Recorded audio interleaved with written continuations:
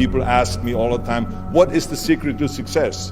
And I always tell them what the short version is, you got to have a 22-inch biceps. The most important thing is that you have a vision, that you have a goal. Because without that vision and without that goal, again, you're drifting around and you're never going to end up anywhere.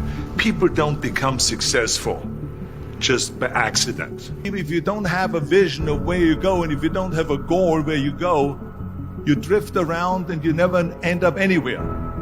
It's like you can have the best ship in the world, you can have the best airplane in the world. If the pilot or the captain doesn't know where to go, it would just drift around. It would not end up anywhere, or most likely in the wrong place. Never ever think small. If you're going to accomplish anything, you have to think big. You have to go and shoot for the stars. The biggest challenge most people have is because they think small. And the reason why people think small and why they choose small little goals is because they're afraid to fail. They know that if you shoot for a big goal, then the chances of failing are very high. And they're afraid of failing. It's one of the most common things why people are frozen and why they can't make a move in life, because they're scared of failing. I say to myself, hey, I'm not worried about failing because that's part of life. You're not going to go and win everything. And how far can you fall? Look at this. This is the ground. That's as far as I can fall. And you know something? That the only time you really consider the failure is if you fall and you don't get up. Imagine you read 1 hour a day about history. How much you will learn after 365 hours in 1 year. Think about if you study about the history of musicians, of composers, how much you would know. Imagine if you would work on a business, on some business that you want to develop every day for an hour. Imagine how further along you will go and get. So it drives me nuts because when people say we don't have the time. Look, everyone has a problem with time. But the day has 24 hours. And we sleep 6. Now, I know there's some out there that say, whoa, I need 8. Well, I say just sleep a little faster. Because the bottom line is we have 6 hours of sleep, 24 hours are available, so you have 18 hours now available to your work, your family, your hobbies, and also to learn something new. When I came to this country, I went to school, I was working in construction, I was working out my 5 hours a day. I was taking acting classes from 8 o'clock at night to 12 midnight. I was doing all of those things. I wanted to make sure that out of the 24 hours of the day, that I don't waste one single hour. Those hours were too precious. None of us can make it alone. None of us. Not even the guy that is talking to you right now. That was the greatest bodybuilder of all times.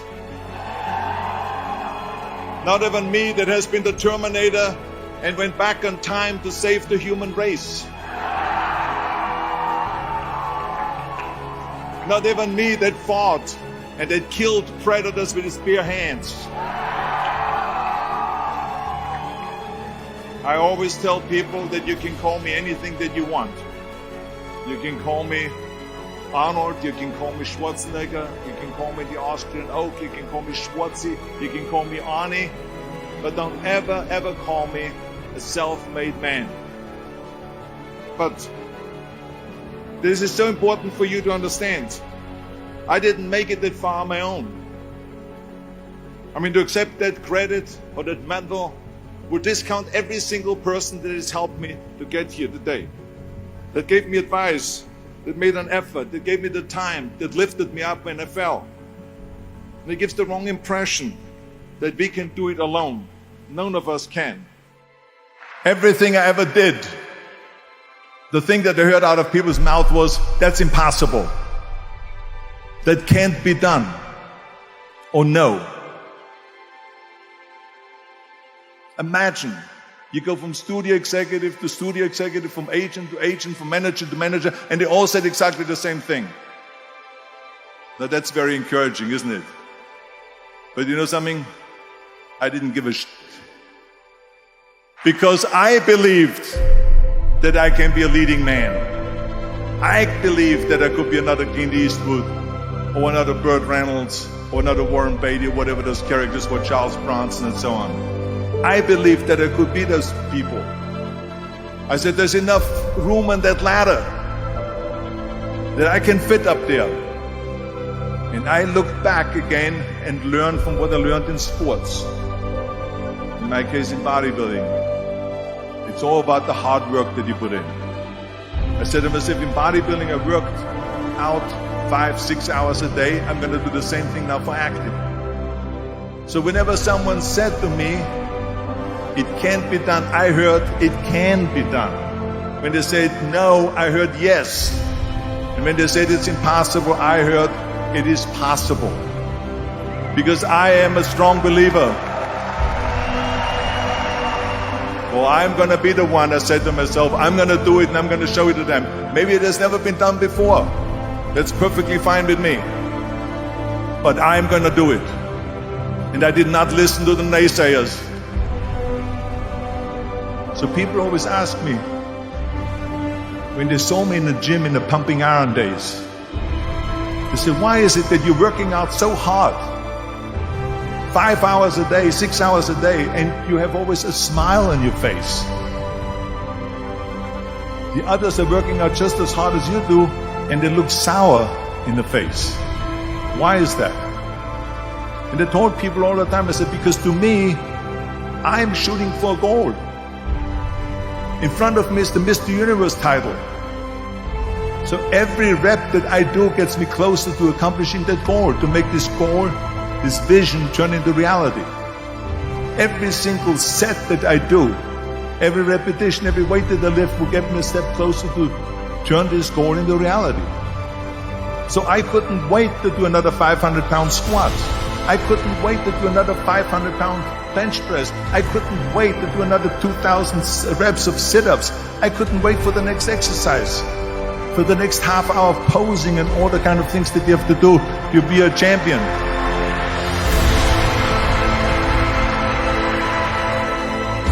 The very body that they said can never be sold because the time is wrong.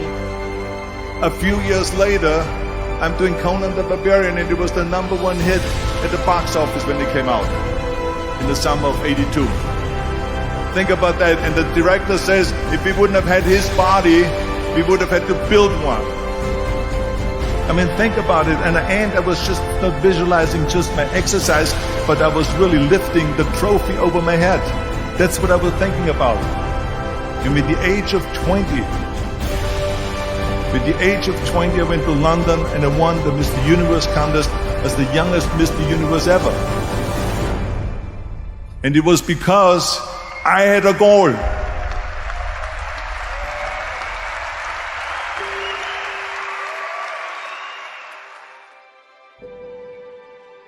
Because I believed.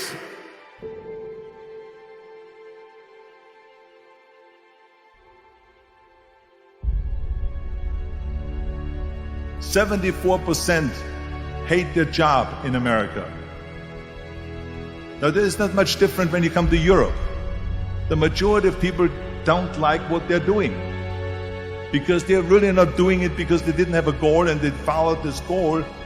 They just aimlessly drift around, and then all of a sudden there's a job opening, so they get that job because you have to work. But then when you work, it's a chore. It's work. It's not fun. So if you think about, only a quarter of the people really enjoy what they're doing in life. That is unbelievable if you think about it. So I felt so blessed that I knew what I was doing. It's like a medical student that studies and knows he wants to become a doctor. You know where to go. So I knew where to go. You see, if you don't have a vision of where you go, and if you don't have a goal where you go, you drift around and you never end up anywhere. It's like you can have the best ship in the world, you can have the best airplane in the world. If the pilot or the captain doesn't know where to go, it would just drift around. It would not end up anywhere, or most likely in the wrong place. And I didn't really like Austria when I grew up. I couldn't wait to get out of there. I couldn't see myself becoming a farmer or a worker in a factory or anything like that. Even though my parents wanted me to stay there and have a normal life. But that was their vision, not mine. My vision was totally different. I felt that I was born for something special, for something unique, for something big. Do you know how great it felt that I knew where I was going? Imagine the majority of people don't know where they're going. I knew where I was going. So it was just a question of how do you do it? I ask a studio executive, I say, I want to get into movies. I want to be a leading man. He started laughing. So they all say it's impossible. I said, why is it impossible? He says, because look at how big you are. You weigh 250 pounds. And then they told me, he says, and your accent, even if you reduce all your body weight and everything and have a normal body, your accent. He says, no one in Hollywood ever has become a leading man that had an accent. Doesn't happen. They said, no, you see, it's impossible. And plus your name who can pronounce Schwarzenegger or something like that. No one can pronounce that, so forget about it, Arnold. This is the kind of thing that I heard.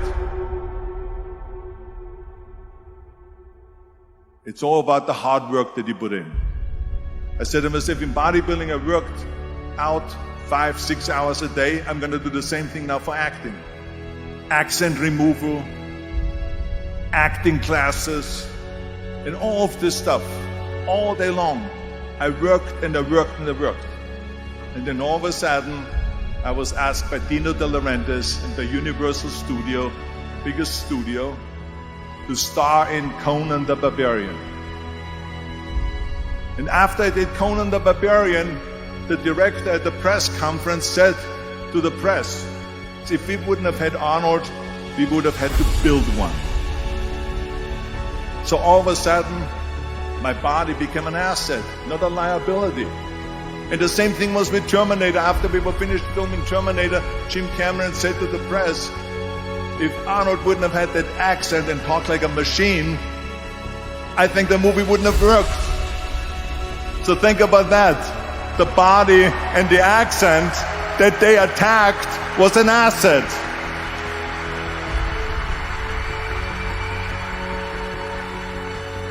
But I didn't listen to those losers.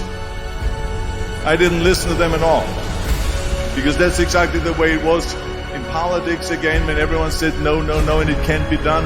And I became governor of California. And this is with everything like that. This is just the reality of it, is that you cannot listen to the naysayers. So this is a very important lesson for all of you. So when someone says, no, this is a stupid idea, you in your mind, you don't have to say it, but in your mind just say this of you.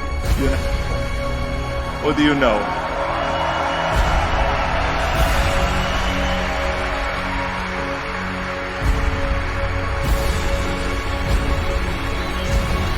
If I would have listened to the naysayers, from bodybuilding to show business to politics, I would not be standing here today talking to you. I would be in Austria in the Alps yodeling. That's right. I would be in Austria still left yodeling. That's what I will be doing exactly. So this is why I say don't listen to the naysayers.